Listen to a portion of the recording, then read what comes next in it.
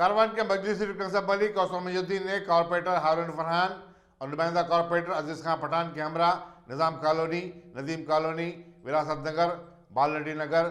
साले कॉलोनी, कंचा, रेती गली, हीरा गली, रेशमबाग, गोलकुंडा का दौरा किया और हालिया बारिश और सैलाब के बाद जिन मकानात में पानी दाखिल हो गया था उनके मकीनों को 10,000 रुपये के चेक हवाले किए। उन्होंने इन इलाके जात में बल्दिया की तरफ से जारी सफाई के कामों का मुआयना भी किया और उन्हें